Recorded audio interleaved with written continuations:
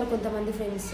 After elections తర్వాత నేను చాలా నెగిటివిటీ ఫేస్ చేసిన, నెగిటివ్ ట్రోల్స్, నన్ను, నా హస్బెండ్ని, నా ఫ్యామిలీని కూడా వదలకుండా చేసిన నెగిటివిటీకి నేను అసలు కనీసం కొన్ని డేస్ వీడియోస్ కూడా బంద్ చేసిన. మెంటల్గా చాలా డిస్టర్బ్ అయిపోయినా. అసలు వీడియోస్, ఆ ఫోన్ చూస్తే కూడా నాకు ఒక రకంగా కోపం వచ్చేది. అసలు బయటకు వెళ్ళాలంటే కూడా ఒక రకంగా నాకు ఇన్సల్ట్గా ఏదో పిచ్చిగా అనిపించేది. అసలు నేను బయటకు కూడా వెళ్ళేదాన్ని కాదు, ఇంట్లోనే. కనీసం మార్కెట్కి వెళ్ళి కూరగాయలు తెచ్చుకునేంత కూడా నేను వెళ్ళకపోయేదాన్ని. ఇంట్లోనే తినడము,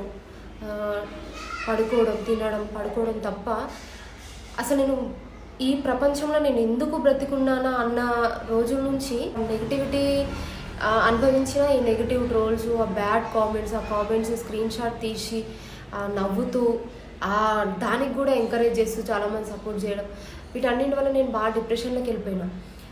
తర్వాత నా ఫ్యామిలీ, వెంకటేష్, వీళ్ళందరూ నాకు సపోర్ట్ చేయడం వల్ల నా డిప్రెషన్ నుంచి నేను బయటపడి ఈ ఉగాది నుంచే నేను మళ్ళీ వీడియోస్ చేయడం అయితే స్టార్ట్ చేసిన. దగ్గర నేను మార్చ్ టు మార్చ్ 1 year నరకం అనుభవించిన ఈ నెగిటివిటీ వల్ల.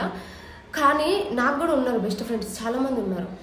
అయితే నేను మంచిగా ఉన్నప్పుడు మాత్రం నాతో ఉన్నారు. నేను నెగిటివిటీ ఫేస్ చేసినప్పుడు వాళ్ళు నాకు కాల్ చేసి కనీసం నాకు కొంచెం సపోర్ట్గా, ఈ నెగిటివిటీ అనేది ఫేమ్ అయిన ప్రతి ఒక్కరు నెగిటివిటీ ఫేస్ చేస్తున్నారు కాబట్టి నువ్వు కొంచెం ధైర్యంగా ఉండు, లేకపోతే వాళ్ళు నాతో వచ్చి టైం స్పెండ్ చేయడం కానీ, లేకపోతే వాళ్ళే నన్ను వాళ్ళ ఇంటికి తీసుకొని వెళ్ళి కాసేపు వాళ్ళతో ఉంచుకోవడం వల్ల నా మైండ్ రిలాక్స్ అయ్యి నేను తొందరగా కోలుకునేదాన్ని కావచ్చు.